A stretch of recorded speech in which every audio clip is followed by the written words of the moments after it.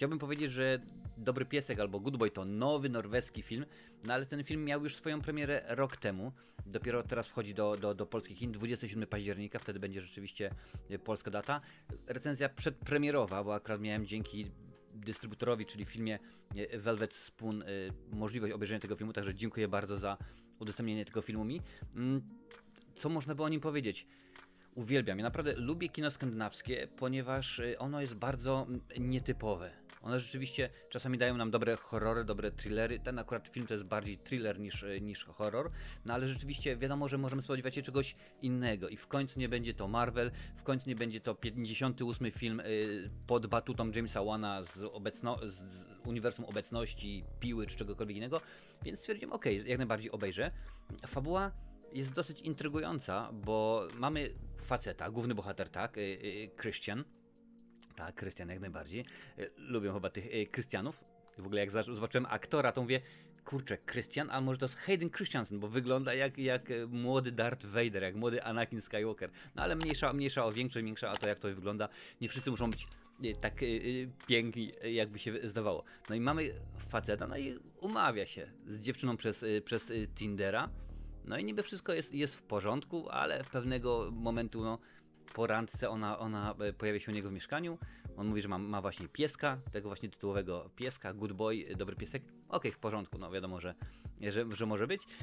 No i on się pyta, jaka to rasa, wiesz, o co chodzi z tym pieskiem. No i nagle wchodzi facet przebrany w strój pieska. I jest takie, ale o co chodzi, co to jest, o co... No i oczywiście zapala się jej lampka, że ja chyba rzeczywiście nie specjalnie z tym facetem chcę być. Zawija się, po czym jej koleżanka, bo gdy ona pokazuje zdjęcie, to tak, jak najbardziej, przecież to jest, wiesz, multimilioner, to jest Bruce Wayne, to jest Tony Stark, to jest facet, który ma pierdyliard pieniądzów i rzeczywiście, no i nagle się okazuje, że a może rzeczywiście on nie jest taki dziwny, może to akurat z tym pieskiem nie jest takie. No tam gdzieś patrzą w internecie, że rzeczywiście jest taka, może nie fobia, ale moda, czy no nieważne, w każdym razie ludzie przebierają się za zwierzęta, że to jest gdzieś tam normalne. Okej, w porządku. No i potem rzeczywiście akcja się dosyć konkretnie toczy, więcej nie będę mówił, bo jest wiele rzeczy, które przy okazji tej produkcji mnie zaskoczyły. Po pierwsze, film jest krótki. Powiedziałbym bardzo krótki jak na pełnometraż, bo ma godzinę 15, a jeżeli odliczysz czołówkę i tyłówkę, to film ma około godziny 7, godzina 8. Więc to już jest w tym momencie, zapala się czerwone światło? No nie, niekoniecznie, bo co mi się bardzo w tym filmie podobało, on się rozpoczyna powoli. Nie ma tego rzeczywiście, że od razu straszak, wiesz, tutaj wjeżdża coś i tak dalej. Nie, on się rozpoczyna powoli, my powoli poznajemy właśnie naszego głównego bohatera, naszą bohaterkę, która rzeczywiście swoją drogą, chyba ktoś stwierdził, napiszemy blondynkę z Hollywood, wiesz, ta co zamiast, jak goni ją zabójca, zamiast wybiec z domu, to biegnie po schodach do góry, albo jest, wiesz, trawnik, stadion narodowy, prościutko ona się potyka, no dokładnie taka jest, rzeczywiście tak jest skonstruowana ta postać, bo wiele rzeczy, które ona robi, są po prostu głupie. Nie boję się użyć słowa, są głupie. Wiesz, ma możliwość sprawdzenia pewnych rzeczy, no nie robi tego. No po co? Tylko takie ciśnie się, ale dlaczego? Po co? W ogóle dziewczyno, zrób to! Po czym ona, jak to mawia moja ulubiona posłanka Renatka Beger, postanawia obrócić wszystko o 360 stopni i no niestety dostajemy tak, a nie inaczej. No ale dobrze. W porządku, może zacznę od mówiłem. Film powoli się rozkręca i w pewnym momencie, kiedy pojawia się ten piesek, mamy takie zastanowienie, ale o co chodzi, ale po co, ale co to jest z tym psem i ten film, co zresztą chyba wiele skandynawskich, tak jest norweski, ale skandynawskich filmów ma na celu, sprawia, że czujemy się niekomfortowo. No bo wyobraź sobie, że jesteś ze swoją partnerką, czy ze swoim partnerem, tete a tete, wiadomo, sytuacja łóżkowa i nagle patrzy się, gapi się na ciebie facet w przebraniu psa i tak ty raz go zauważysz, a innym razem gdzieś tam, wiesz, tam schowa się i tak, no jest kilka takich rzeczy, wiesz, oni kładą się spać, a ten piesek, że tak powiem, no piesek, będę używał tego skojarzenia, kładzie się z nimi na łóżku, no i takie, jedziemy za miasto, Fiup, piesek do bagażnika, nie do auta, do bagażnika. Wiele takich rzeczy jest, które sprawiają, że ten film się dziwnie ogląda. Tak miałem skojarzenia od razu z pewnymi dziwnymi filmami, które miałem również możliwość kiedyś obejrzeć. Ale w pewnym momencie jest zwrot akcji jest takie wow.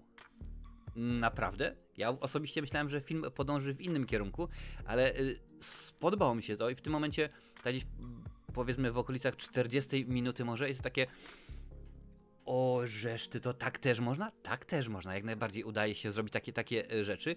No i potem jest już tylko, nie chcę powiedzieć lepiej, ale tylko dziwniej, bo rzeczywiście zaczynają się dziać pewne sprawy, które sprawiają, że my już w tym momencie nie wiemy, w którą stronę ten film podąży, co to się będzie działo, jak to będzie wyglądało, a samo zakończenie, no to już było dla mnie, to jest już po prostu kosmos. Zakończenie jest, nie chciałbym powiedzieć genialne, ale na pewno jest bardzo dobre i jak mówiłem wcześniej, że ten film w wielu aspektach wzbudzi twój niepokój i sprawi, że poczujesz się niekomfortowo, to zakończenie jest razy 1000. Bo rzeczywiście tak to jest zrobione, tak to jest stwierdzone. W ogóle stwierdzimy, że skoro piesek, no to Scooby-Doo będzie jak najbardziej adekwatny, mimo że to innego rodzaju piesek, ale widać, że no, sprawdziłem specjalnie. Przepraszam bardzo, ale nie będę próbował nawet wymówić imienia i nazwiska reżysera. Villar ma na imię, a nazwisko to nie wiem jak się czyta. To nie jest jego debiut reżyserski, to jest jego trzeci film. Wcześniej się pojawiły filmy, w 2020 był Till Freddy, w 2022 to jest Theodore i 22 oczywiście Good Boy. Jak już mówiłem wcześniej, ten film miał już swoją premierę rok temu, dopiero teraz Velvet Spoon wprowadza go do Polski.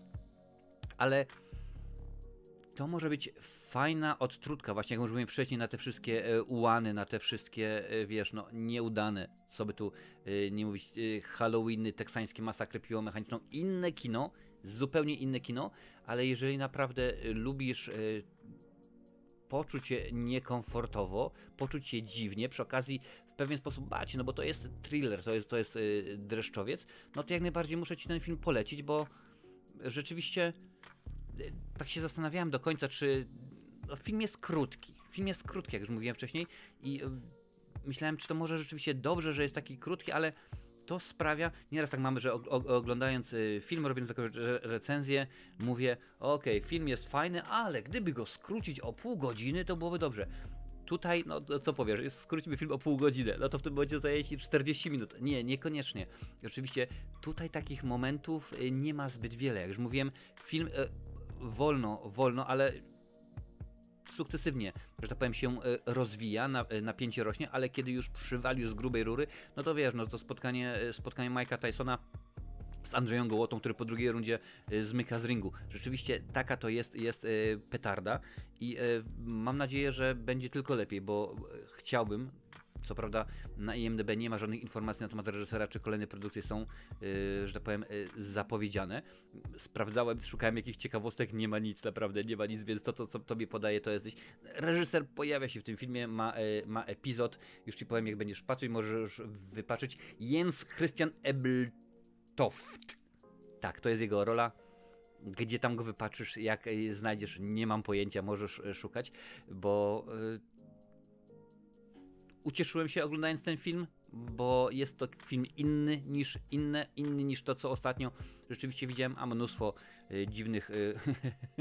dziwnych horrorów ostatnio widziałem. Teraz w tym momencie chociażby w cyklu kultowe horrory omawiam przygody klauna Arta, czyli jak dobrze wiesz, Cukierek albo Psikus, później Terrifier, a omawiałem już i Władcę Lalek i pojawił się Leprykon i był oczywiście Freddy Krueger, więc to spektrum tych dziwnych produkcji już jest za mną, ale ten film tak, polecam tobie jak najbardziej. Jak chcesz wiedzieć, jaka jest moja cena, zobacz sobie na Filmwebie, tam jest podane.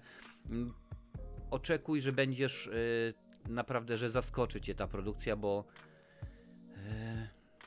tak się zastanawiam, do czego ją porównać. Który film można byłoby gdzieś tam... I przychodzą mi do głowy same dziwne, bardzo dziwne produkcje z podznaków kina gdzieś tam serbskiego, z podznaków gdzieś tam filmów produkcji węgierskiej, może gdzieś tam powiedzmy w ten sposób, ale naprawdę obejrzyj, bo nie jest to kino wybitne, nie czarujmy się, to nie jest film, który obejrzysz i stwierdzisz, no to ja muszę go mieć na Blu-rayu, na DVD, muszę mieć po prostu wersję rozszerzoną, 5-płytową i tak dalej. Nie jest to kino wybitne, nie jest to nagle film, który sprawi, że wywróci się do góry nogami cały twój wszechświat. Jak już mówiłem, postać naszej bohaterki no niekoniecznie jest zbyt inteligentna, niekoniecznie ma rzeczywiście poukładane w głowie. No, mówię to nie z perspektywy swojej, ale z perspektywy tego, że widziałem już wiele horrorów, gdzie miałem możliwość, okazję zobaczyć lepiej napisanych, nie zagranych, bo rzeczywiście aktorsko ten film się nawet broni, ale lepiej napisanych postaci. Mogło być rzeczywiście ciekawie. O aspekcie technicznym nie mówię, no bo rzeczywiście widać, że to jest film nie za 100 milionów dolarów, tylko rzeczywiście film niskobudżetowy, chociaż pewnie i tak lepiej jest zrobione niż Kubuś, Krew i Miód, a pewnie budżet jak najbardziej ten sam. Muzyka również odgrywa ważną rolę, bo jest ona szczątkowa.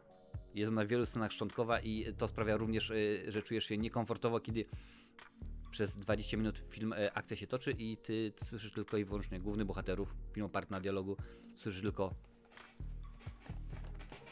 jak tam skrzypi stołek, jak drzwi, wiesz, drzewo uderza gałęziami, drzewo uderza o okna i tak dalej, więc to jest pewien dodatkowy sposób. No, ale domyślam się, że akurat taki był cel, taki był pomysł reżysera, ażeby sprawić, no nie tylko przez samą fabułę, przez to co się dzieje, ale również przez warstwę dźwiękową, muzyczną, właściwie jej w pewien sposób brak, ażebyśmy poczuli się dziwnie, niekomfortowo i wychodzimy z kina po tym seansie i tak będzie takie...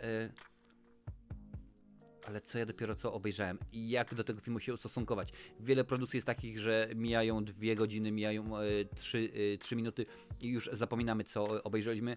Nie, z tym filmem tak rzeczywiście nie będzie, bo napisz mi w komentarzu po obejrzeniu tego filmu, jak się czułaś, czy rzeczywiście zakończenie wywarło na tobie duże wrażenie, zrobiło robotę i jak to jest, bo naprawdę to w jaki Christian, ten główny bohater manipuluje ludźmi, no to wiesz, to jest coś pięknego, wiesz, on mówi ci subskrybuj kanał i ty to robisz, bo rzeczywiście tak to rzeczywiście z nim wygląda, taki to jest manipulator, mówi udostępnij ten film na swoich mediach społecznościowych i ty to robisz, więc tak, jestem zadowolony, obejrzyj, naprawdę, obejrzyj, nie oczekuj Himalai, thrillerów, horrorów, ale po prostu spędzone godzina 20 w bardzo niekomfortowym poczuciu, że naprawdę co ja dopiero widziałem. A więcej horrorowych recenzji? Oczywiście, że tak, na tym kanale jest ich całe mnóstwo, tutaj gdzieś zaraz znajdziesz, możesz obejrzeć i poczuć się bardziej niekomfortowo, mniej niekomfortowo, to już tobie zostawiam do oceny.